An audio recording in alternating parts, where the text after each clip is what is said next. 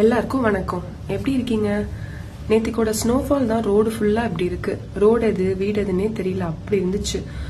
Snow டைம்ல ரோட்ல தின் லேயரா ice form ஆகுங்க. அதுல கார் ஓட்ட வழுக்காம இருக்க ரோடு மேல சால்ட் தூவிட்டே போவாங்க. அப்படி இருந்தும் ஏன் நாங்க வெளியே போனோம்னு கேக்குறீங்களா?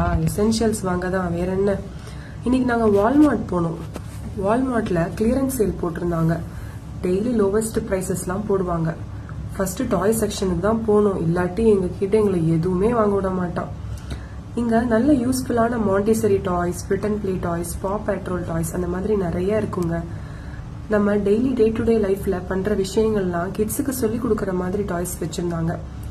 இவன் அங்க இருந்து கூட்டிட்டு வர்றதுக்குள்ள போதும்னு ஆயிடுச்சுங்க. அப்புறம் ஹோம் டெக்கர், கிச்சன் ஸ்டப்ஸ்லாம் நல்ல பிரைஸ்ல போட்டிருந்தாங்க நியூ இயர்னால. நாங்கள் பேக்கிங் எசென்ஷியல்ஸ் பார்த்துட்டு இருந்தோம். நான் இப்போ தான் கொஞ்சம் பேக்கிங் லேர்ன் பண்ணிட்டு இருக்கேன். அதுக்கு தேவையான திங்ஸ்லாம் பார்த்து பிளான் பண்ணி வாங்கலான்னு இருந்தோம். இங்கே பால்லாம் கேன்ல தாங்க வரும். பேஸ்சரைஸ் மில்க் தான் கிடைக்கும். நம்ம ஊர் பால் மாதிரி காய்ச்சிலாம் வைக்க வேண்டாம், ஜஸ்ட் ரீஹீட் பண்ணாலே போதும். ஸ்னோலாம் வந்தால் சில டைம்ஸ் கண்டிப்பாக வெளியவே வர முடியாது. நம்ம தான் பார்த்து எசென்ஷியல்ஸ்லாம் ஸ்டாக் பண்ணி வச்சுக்கணும், அதான் நல்லது. எசென்ஷியல்ஸ்னு பார்த்தீங்கன்னா நம்ம ஊர் வெஜ்ஜீஸ் மோஸ்ட்லி கிடைக்கும். இப்போது ஆத்தென்டிக் வெஜ்ஜீஸ்லாம் வேணும்னா இந்தியன் ஸ்டோருக்கு தாங்க போகணும். அது கொஞ்சம் தூரம் எங்களுக்கு.